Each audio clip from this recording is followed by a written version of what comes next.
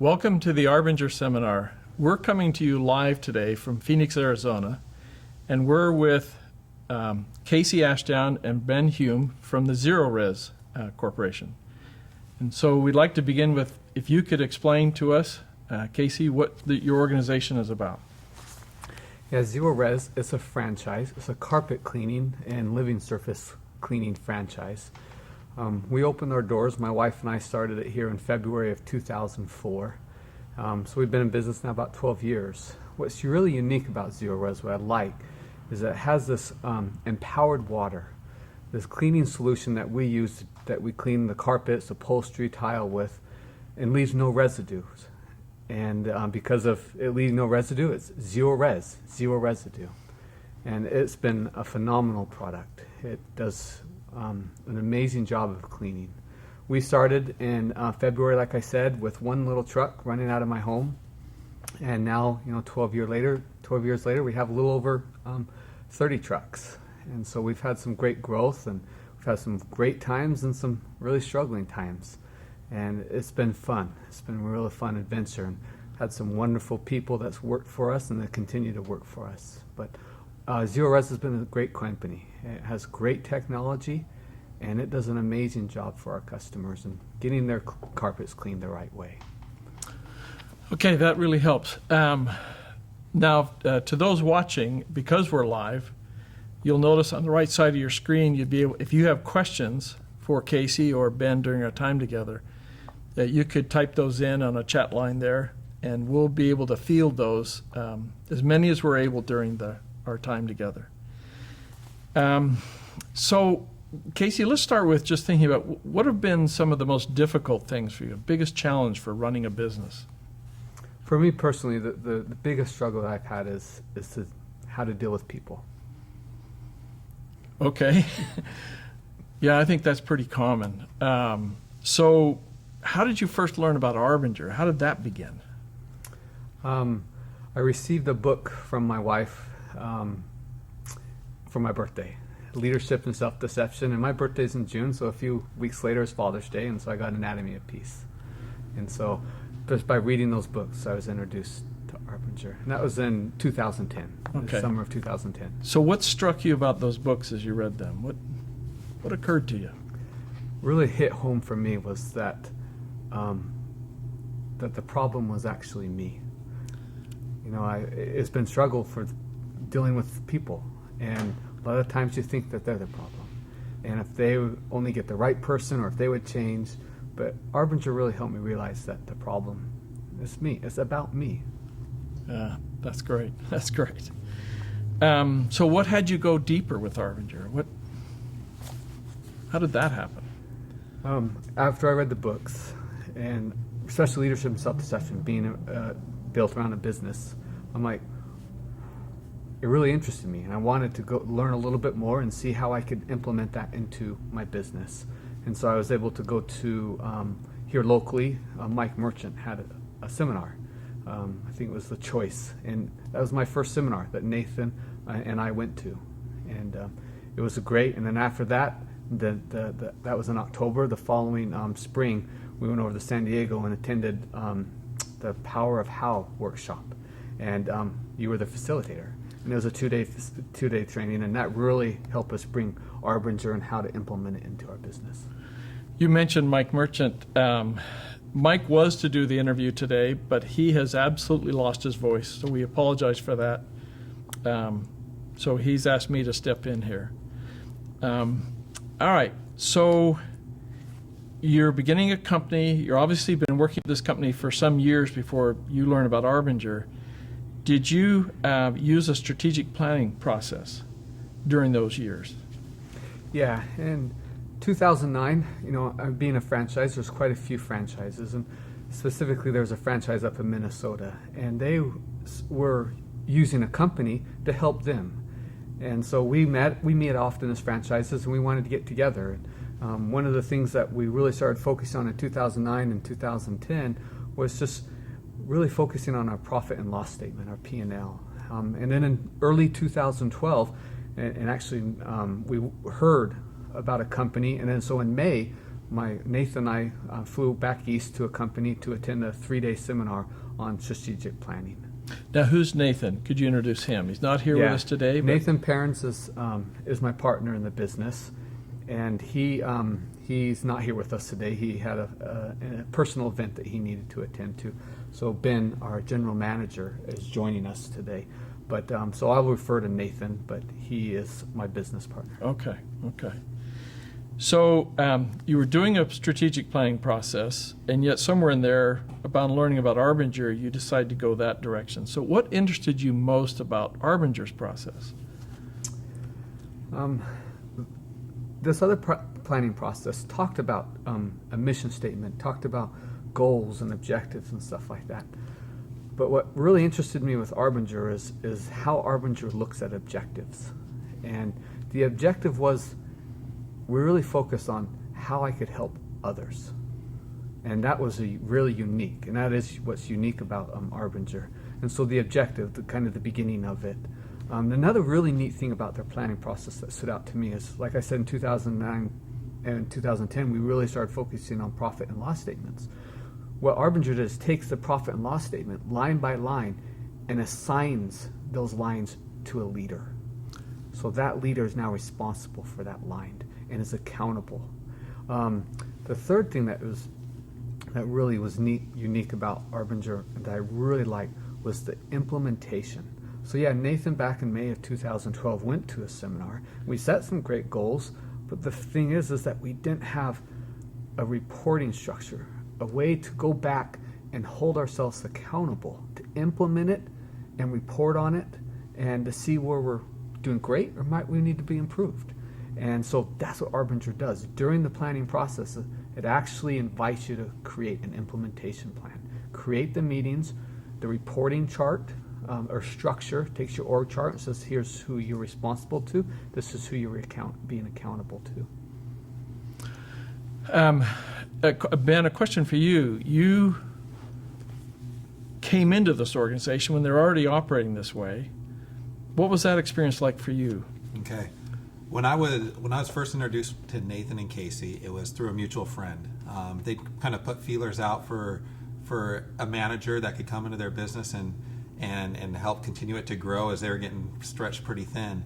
I'd spent my career working my way up in a couple of companies, and I'd come a little disheartened with corporate America, if you will. The lack of my ability to influence those I managed, and also the lack of a structure to do it. So during the interview process, they gave me the book Leadership and Self-Deception, and they invited me to read it and to discuss further after I did that. And as I read the book, it kind of expanded my mind a little bit. The ideas in there were not things that were foreign in concept, but I'd never been able to see them or see the structure of them. The few times I'd probably stumbled into an outward mindset in my life, I hadn't identified it and realized I needed to stick with it.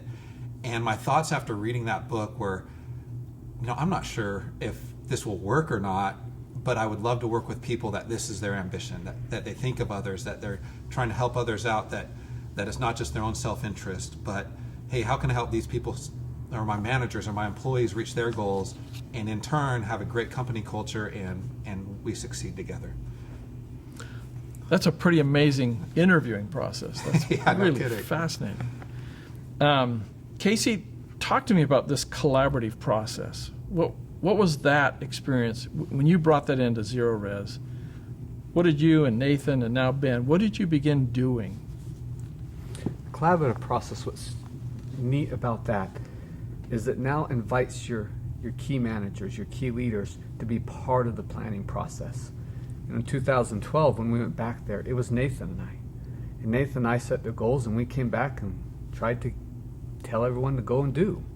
But as a collaborative, you set a key objective, and then you invite your key managers of how they're going to help accomplish that. And they're going to set their objectives to help accomplish, and work with, okay, how am I going to work with the finance department? How am I going to work with the human resource to be able to accomplish our goals?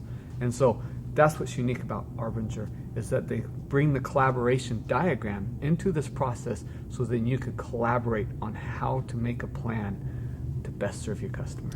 So I hear you saying that they're actually coming up with their plan about how they're going to implement and obtain these objectives, but also in a context of how that's impacting others.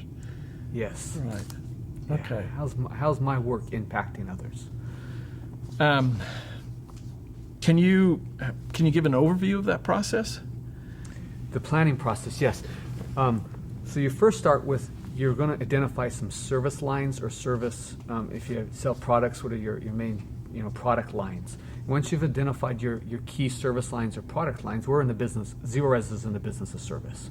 We go out and serve our customers, and we don't really sell a product. So we have our key service line, and we set a key objective. And and that's kind of the first process. This is creating that key objective for your service lines. And then after that, you're going to set some processes and activities, the things that you're going to do to help accomplish those objectives. And those you're going to assign to your key managers. And your key managers are then going to go build a plan, just like you talked about. How am I going to help accomplish these processes, these activities to help accomplish the service line? And then you build a reporting, then you look at your budget. And that's one of the other steps is you look at your budget, you assign the budget line items or your profit and loss, you assign those. And you build your reporting structure, kind of like an organizational chart, who's responsible to who. And then, like I said earlier, one of the key things is then you build your implementation plan. How are you going to implement this plan? And so now you have this goal and you have this path. And then during that implementation, you're going to figure out reporting on your meetings, be it weekly to your manager, be it monthly to your team. How well am I doing? I said I'm going to do this. Am I on track? Or am I off track? And if I'm off track, the team's there to help. Not there to criticize or to, well, that guy failed. No, it's like, I see. And you know what? Hey, if I go to my team, they could have some impact and they could help you. And maybe that will help you get back on track. So that's kind of the implementation. And then they have the very last step is the envisioning. And that just allows you to set up now a 3 to 5 year plan with your objectives, with your financials and stuff like that. And so that's kind of the planning process. Quick overview. Quick overview. Yeah, I'd love to have been a fly on the wall, so to speak, watching those meetings where all that's being conducted. One question from our viewers is, what keeps you motivated to keep improving your business? What is in that process that keeps that going for you? What do you think? That's a great question. What keeps me motivated is my team. My whole purpose as the leader is to help improve and grow my team. And if my focus is their outside triangle, how can I help them in their lives and their responsibilities? And if I keep that my focus, then I'm trying to help improve them. And if I help improve them, it's going to help the company. Our mission statement at Zero Res is create raving fans. First of our people, then our customer, then the business, and then our community. And if I know that I'm helping improve and growing my people, that they're going to help my customer have an amazing experience, which will help the business to continue to grow. That helps. Yeah, no, that's really interesting. That it isn't about keeping you amped up. It's actually about helping your people, and that has its own natural energy to that. Is what I'm hearing from you. Yeah. Chris, can I give a little selfish answer to that question also? One of the things that has really come alive over time with this for me is, well, for one, the planning process, you learn a lot about what people want and what they're trying to accomplish. But what has helped me is, as being the one responsible for their success, instead of, hey, why did your objectives fail? Why didn't you meet these measurables? You have to look at yourself and say, hey, where did I fail in helping them meet their objective or setting them up for success? And so so once you flip that mindset, for example, I do truck inspections every morning. I go through each of these trucks and look at key things. And sometimes my mindset, I get angry, and then that's a red flag that goes off if I see something wrong. And I have to flip that real quick and think, okay, somewhere I failed, and this guy knowing that this is an important step of setting up the truck or cleaning up at the truck at the end of the day.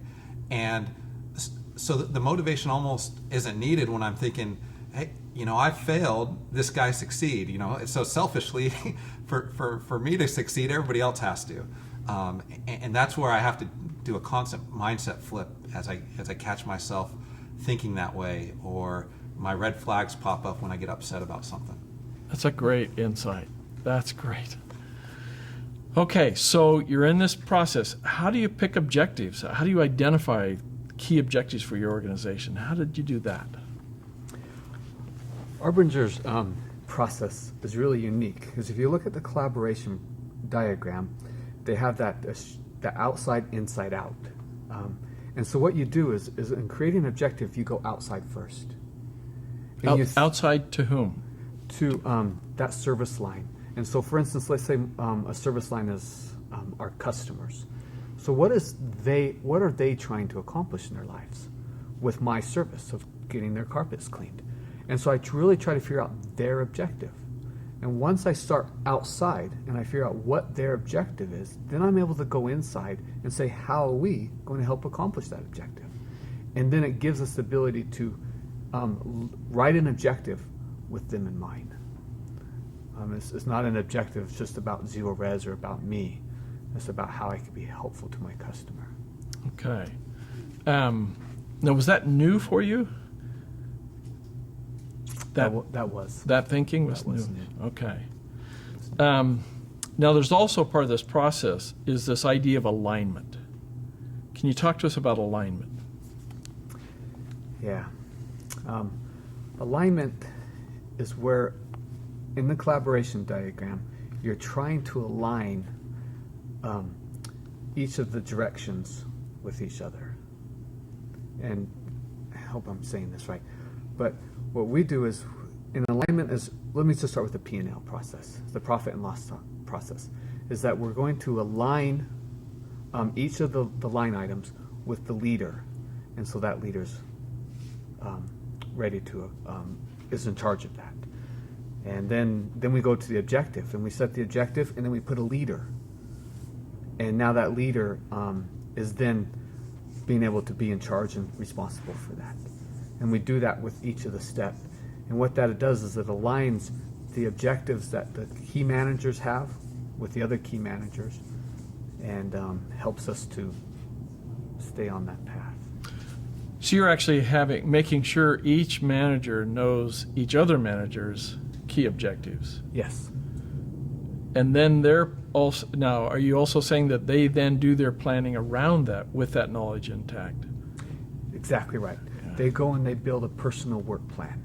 And so they have their objective, and they're going to go and they're going to build their personal work plan in mind of the other people's objectives, and how they can not just accomplish their objectives, but how can they be helpful to the other people in accomplishing their objectives. And I think during that whole planning process, they align everything. Okay.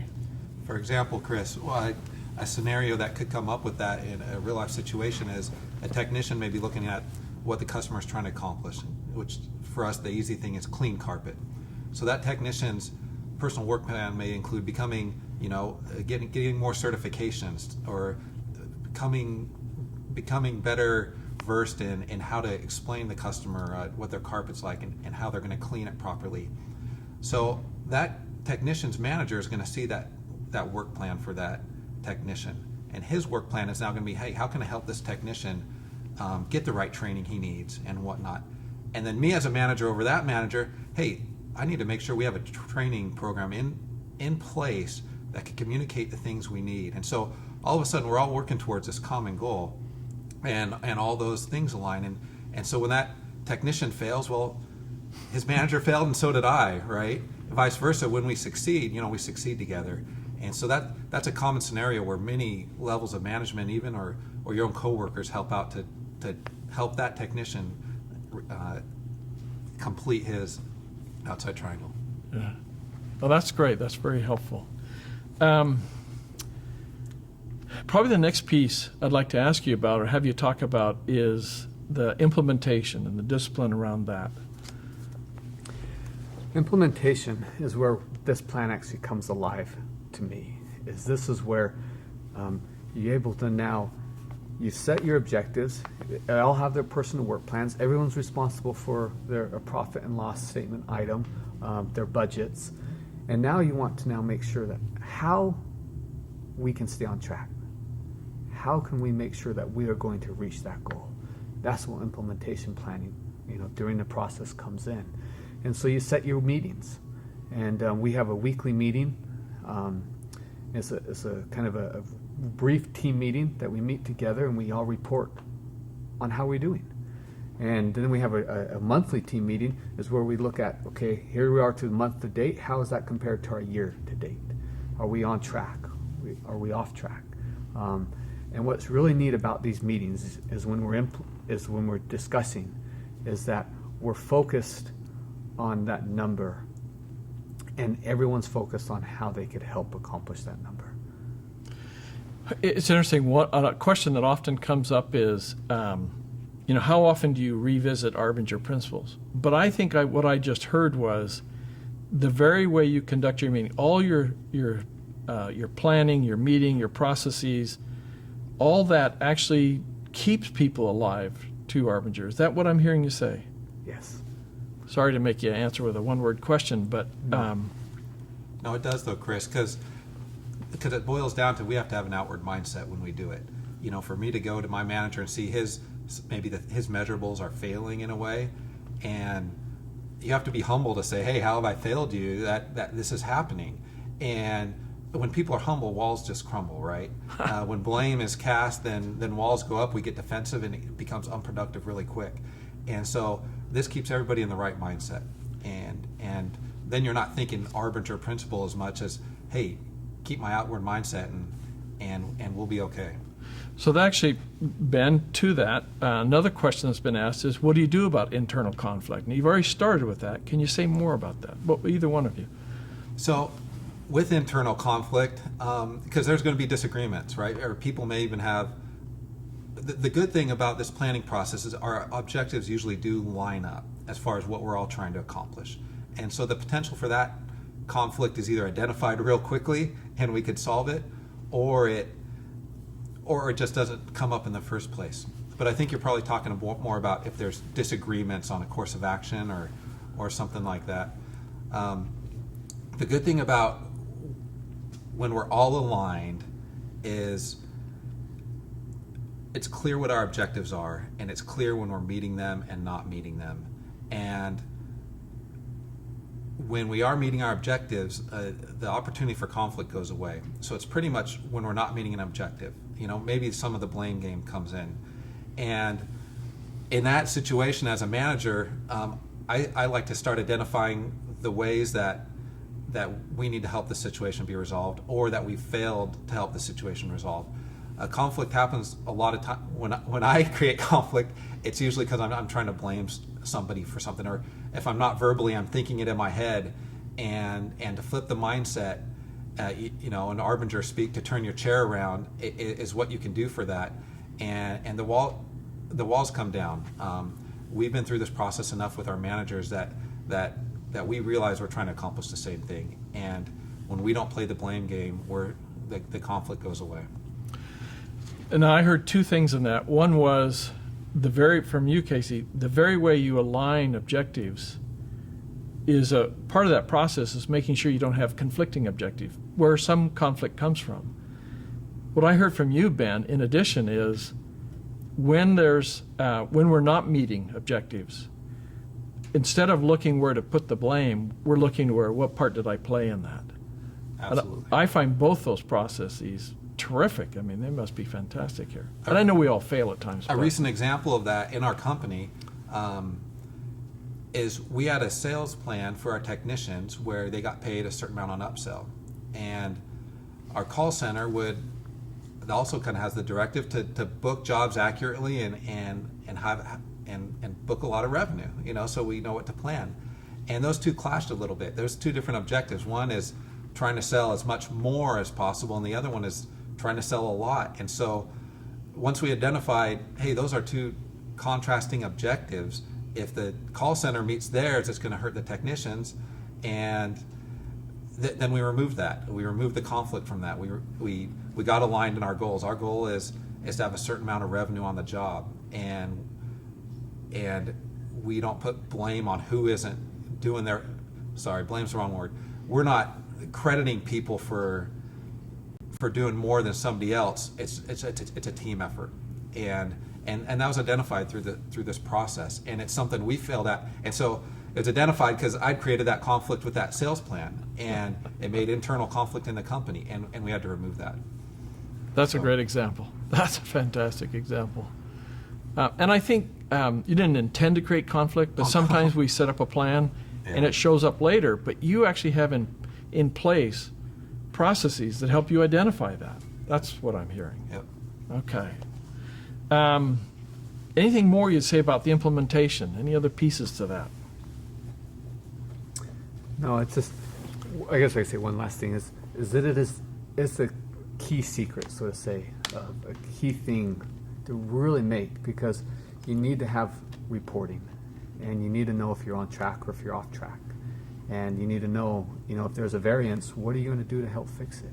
And that's when you meet, is that you recognize that there is a variance, or I know like Alan in his book, your card's red, and if your card's red, doesn't mean that you're red, as Alan talks a lot about, that your card's red. How can we fix that? And implementation, I think, is a key point that I think is missed a lot. Yeah, you're referring to Alan Mullally at Ford Yes. in the book The American Icon. When everyone was showing up with their projects, everything was green in this red, yellow, green scenario, and no one dared put up red, because in that climate, in that culture, it meant you were going to not be around anymore. You were gone. And he had to change that culture, which actually leads to another question someone asked online, which is, so how do you go from a top-down culture, which kind of sounds like you may have started that way somewhat, to this sort of an aligned culture? How do you make those moves? Is that an okay question? Yeah, that's a great question. The process actually takes you through that. There's the top down, there's the bubble up, and there's all the in betweens. And what's been really helpful is I've gone through this process with Mike Merchant and really lived this, is that there's the you set your key objective, your service line objective, and then you're inviting other people to be part of that process by contributing objectives, so to say. You got your processes and your activities, and they go and build their personal work plan. How am I going to be helpful?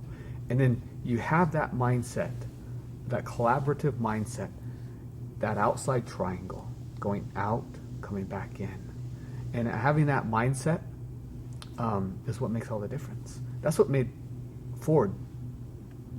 Alan so great at Ford, is that they had this inward mindset for so long that all of a sudden Alan showed up on a picture and he just gave them somebody different to respond to. And it invited them to look at others and how I could help Ford be successful. How can I help the North America or the Europe or be successful? And that's what the process does. It helps you look at others. And going top down, you're not focused on others. Chris, a recent example of this in our company. So Casey was always great at explaining the technical parts of it. I just think of what's happened recently in our company. And it shows you the importance of the mindset of the leader, like Alan's, is we had developed a process. So any customer that is unhappy with our service, we contact them and find out why and what we can do to fix it. So that process had become very laborious internally for us.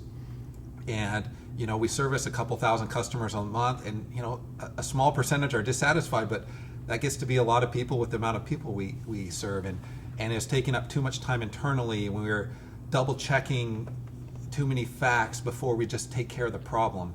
And I was getting frustrated with that because we weren't responding to the customers quick enough. We want to be there, 6 hours later, we want to identify the problem and set up at their convenience to resolve it within a couple days. And it was taking us even a day or two to even get back to the customer. And as we went through the process, I realized the reason why is because everybody was trying to document that they were doing their job and the blame couldn't be put on them. And of course we don't want that mindset. But then I realized, so where's that coming from? Well, it's coming from me for when something goes really wrong and we go down the trail at what happened, that I was casting the blame down. I was making them prove that they did their job. So, on 95% of the things they go fine, but that few that go wrong the whole way, I was casting too much blame. And my mindset wasn't, how can we help our customer? How can we help our customer service representatives take care of this problem quickly? They're spending their time trying to show that they did their job and they couldn't be blamed if something went wrong. And once I even called a meeting and I said it out in the open. And it's made the process much better for the customer. It's made it much better internally.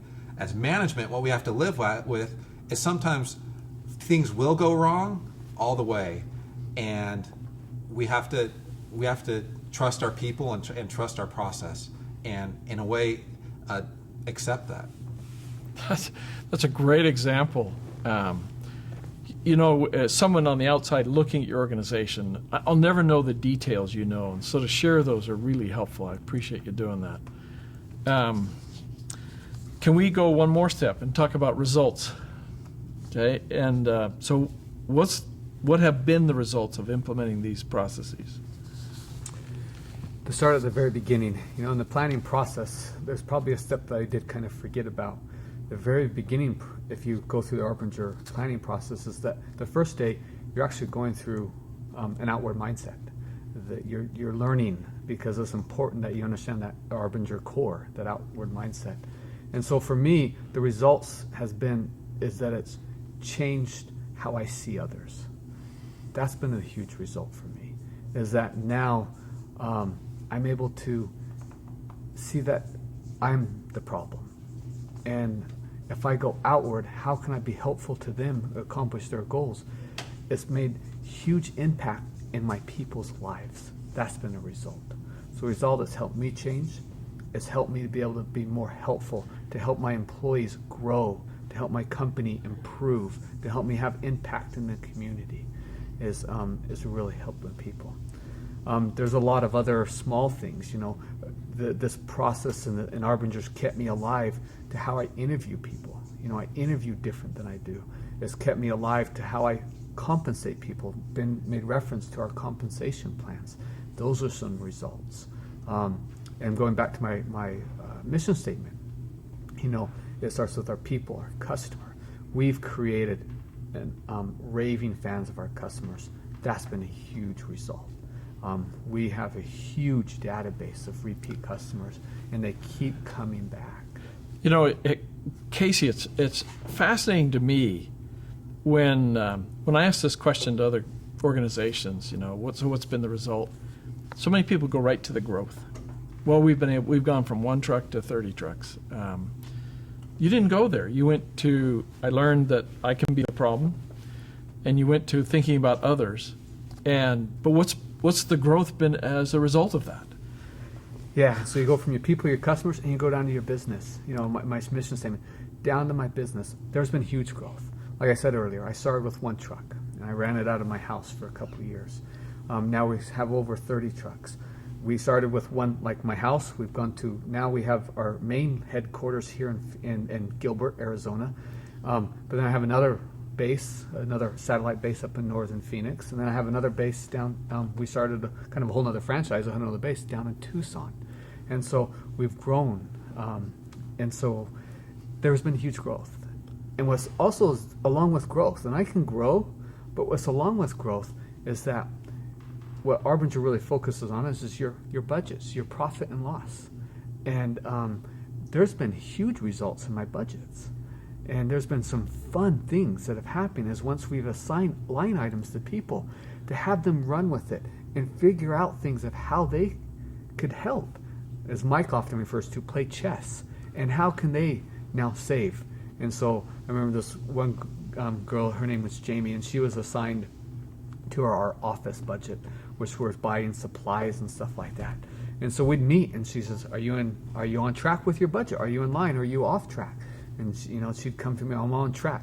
And then she'd come with ideas. Every time we'd meet, she'd come with ideas. I think we could save in our paper, because we have different line items underneath office. We have paper, we have ink, we have computer supplies, we have, other supplies like tape and stuff like that. She goes, I have an idea how we could lower our budget with paper, how we could lower our budget with ink. And she was coming with these ideas, and that had trickled down to all. And all of a sudden now, we had a certain percentage for our P&L line item, and now it was getting smaller, but we're delivering an amazing results even with the smaller thing. We weren't not delivering less results, but we were, being successful. That's interesting. So here you have someone who's essentially, I'm assuming, clerical staff, Yep. but she has a responsibility, and she took it to heart, and she really went after that. So she owns it. That's part of what I keep hearing. The better each of you own your correct responsibility, the more you're inviting them to do the same. Again, that's what I'm hearing. Am I right in that? Absolutely, and it really is important that it starts at the top. Casey and Nathan's objective for 2016 is to have a great company culture, and they were figuring out ways to measure that. And so to have that liberation for me as a general manager to know that that's their, one of their overriding important goals, that lets me know they're not going to cast a lot of blame when things go a little sideways sometimes. It lets us do what we do best. It gives us great job satisfaction. The ownership in small details, that's huge in making somebody feel important at their job and that they're needed and wanted and an important part of a growing company. Now you're answering a question that just came up, which is, what would you say as a leader, the most important work you do with your employees to be successful, to feel valued and grow? What do you do to actually help that happen? One of the great things with this process is I used to think I was pretty smart, but the more I'm with it, the more I realize how limited my scope is and how much I need the help of a lot of other people. And I love it when a manager knows my objective, comes to me with a solution to my problem that I haven't anticipated, or that I don't maybe have enough information to even make that decision, that he sees at a different level. And I can see how important that is to them, and it's hugely important to me, because all of a sudden I have a potential solution to something I've been worrying about and stressing about that somebody else came up with, because they know what I'm trying to accomplish and they've seen a way to help that out. And to me, that is great. It's great. Those meetings are just feel-good meetings, because I'm happy, they're happy, and then we could implement it. And, maybe it fails sometimes, but in the meantime, we're working together to accomplish something, and that is hugely important. People, our employees' engagement in their jobs, that makes you happy, and I know it does for me. And that's one way. Just them knowing our objectives helps keep everybody engaged in what we're trying to accomplish. Yeah, not only they know them, they're actually thinking, Yeah. is there something I can do to be more helpful to you? Yeah. That's pretty amazing. I know I've got another couple of questions here. Some of what I've known, it's going to come under the category of others here. One of the things I remember in years past that we talked about was compensation, for example. I want to open up the broad topic of others and maybe start with, you've given thought about compensation in this context of collaboratively working. Can you walk us through where you were, what you went through, what your thinking was, Casey, and kind of where you landed with all of that, or what you're still discovering, actually? Yeah.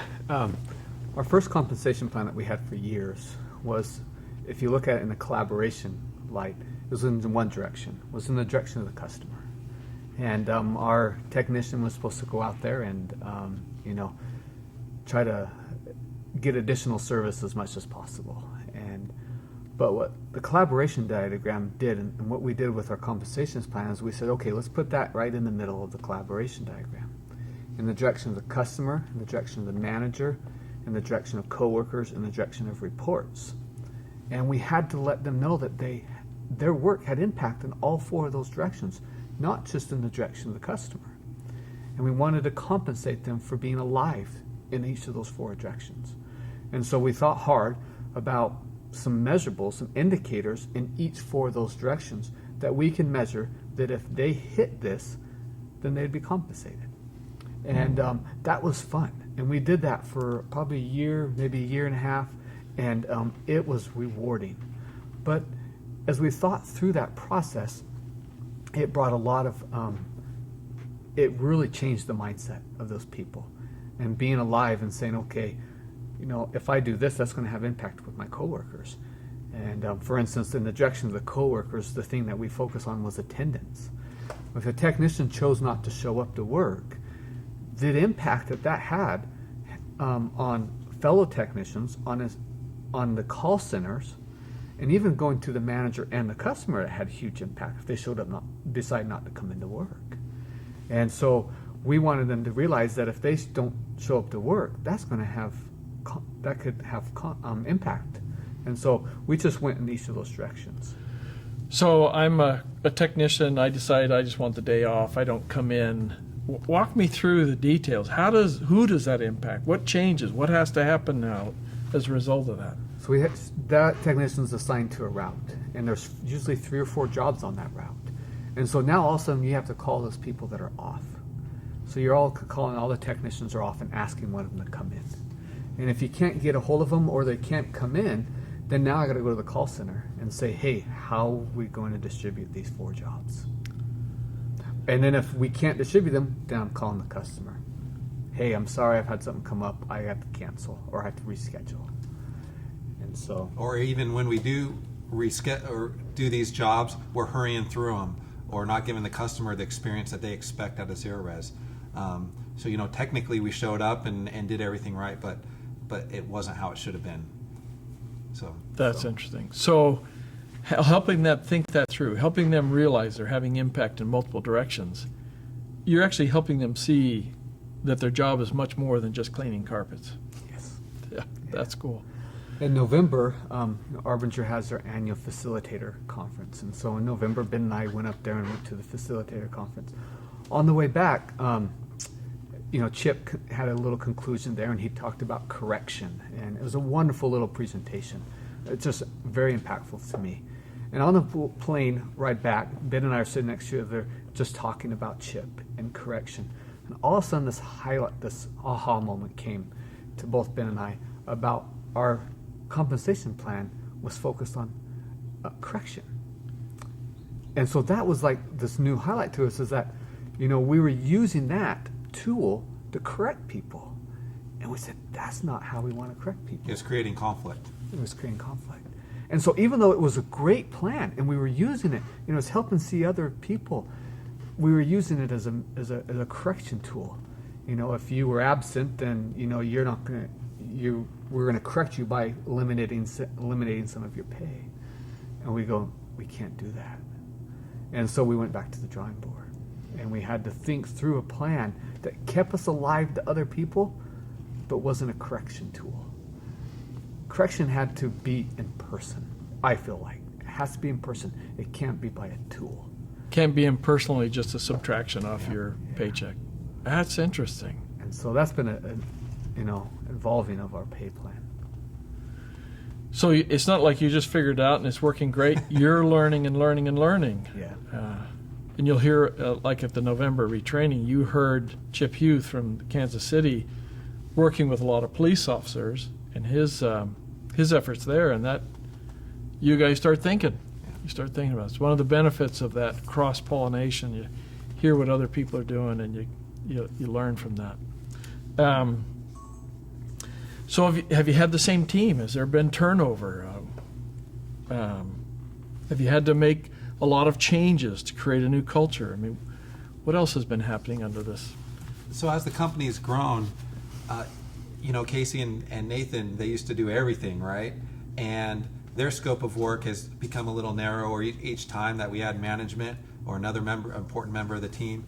And over the last couple of years since I came on, as the company's grown, our management structure's pretty much stayed in place. And so that is nice. We've been able to add people, or if we lost them, is for a good situation or a good opportunity they had somewhere else. And the ideas were able to stay alive. They're, as Casey said, an important part of the process for somebody coming on here is they need to have an open mindset. And they may not know that yet, just like I didn't until I read that book. And some of our key hiring decisions have come based on people's ability to do that, because we know they'll fit in with the culture of the team. And we could train a lot of other things, but I don't know. You'd probably know better than how well you could train an open mindset. But if people have that willingness, then we could work with them. That's great. So you are actually leading right into another question. I know you've changed your hiring processes. What have you been discovering and learning about hiring people, onboarding people? Yeah, it was fun. There was this time of how you sit down, you bring somebody in, and you could look at them and say, we're hiring technicians, the people to go into people's homes and to clean carpets. And sometimes they might look a little scary, and so judgment comes right out. And and there's a lot of other things during that process, the questions that you ask, and learning about why they left their last job, or what's interested in them. And all of a sudden, one day I was thinking about the hiring process and say, can we make it better? Can we make it an experience that we could and find out people if they have an open mindset and an outward mindset? And so we created this little process of hiring, and it's like the getting out of the box process.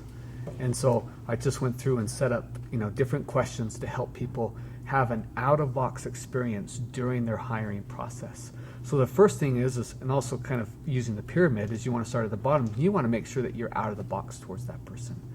And so you want to review their resume, and you want to ask yourself the same question. I've been through hiring before, and how nervous they are. And so you really want to see that person as a person, not as somebody a tool that's going to help you accomplish a goal or something like that. So you want to first start with that outward mindset of that person's a person. And then you go in and you ask them great questions about their other job. And if I could use your notes here real quick, I just have a couple thoughts that I wrote down here, is of creating an out-of-box place. And so you want to name a couple people who have been major influence for good in your life. And so you ask this, you want to create an out-of-box interview place. And so you ask them, who's had influence in your life? And so you're starting to get them, and you write a couple names, and you give them a piece of paper. Write a couple names of memories of people who have shown you kindness. And so you're really going through that out-of-box experience, kindness. And then you lead on to the next one. Invite them to think about a problem, coworker or boss. And think about your past job and see if you can identify any coworker, supervisor, boss, or even a customer who was a problem. So they're in this good place. They're thinking about people who have influence on their lives. And now they're thinking about who was a problem.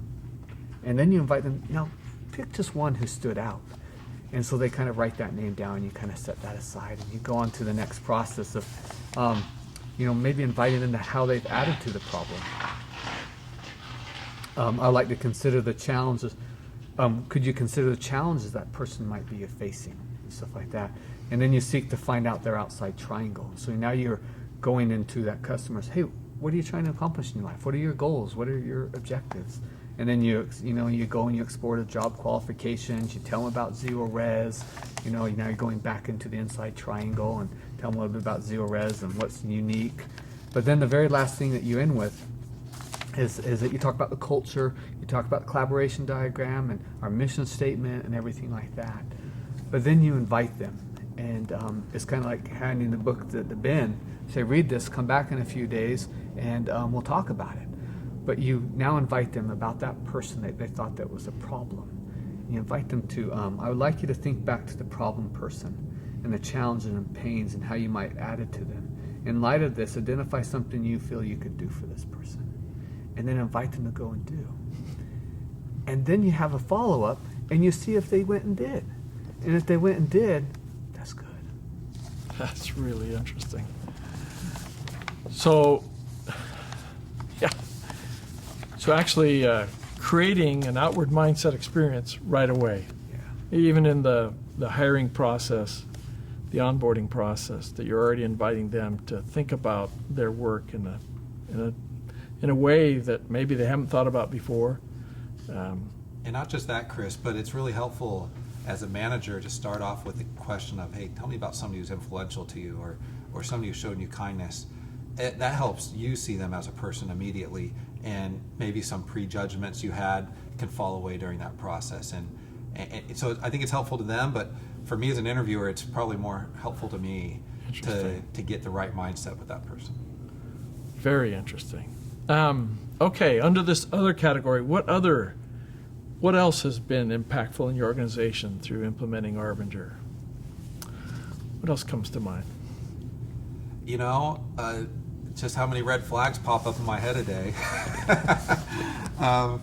You know, for me, the key thing with Arbinger has been we always talk about now we have a language that we could express ourselves in, and that's what reading that book presented to me. Hey, here's concepts in a structure that I could never materialize before. You know, they'd go through my head or wouldn't know the importance of them. And to me, to be able to constantly identifying my red flags and flipping my mindset during the day, that's everything. Because there's days I probably have the wrong mindset all day and they don't go well and my managers don't respond well. And there's days where I'm open and I get rid of my red flags and things go well and even problems get resolved better. And so for me, the biggest ongoing thing is to remember the right mindset that I need to have. And for me as a general manager down, they're not going to do it if I'm not going to do it. And so my commitment to being aware of my problems is huge for me. That's great. Okay, now Ben, I know you've taken the company, you and Casey have taken the company through Arbinger's strategic planning process. What was that experience like for you as leaders? I mean, you went through that with Mike Merchant, but now you're taking your company through that. What's that experience like for you? Where it's been really helpful for me, like we've said before, it's kind of from the bottom up as people develop their plans and what they want to accomplish and what their objectives are, and they get a plan. What's been helpful to me is, one, that helps you realize the humanity of people. And hey, they're not just here to be drones for zero res and become automatons and on how to perfectly swing the wand and do everything exactly like that. These are people that have hopes, dreams, desires, just like we all do, right? And so for me, that helps keep me in that mindset. But also, as it flows up, naturally it integrates where, hey, we all have to do this together. And that could be also kind of the awkward point of planning this way as it comes up.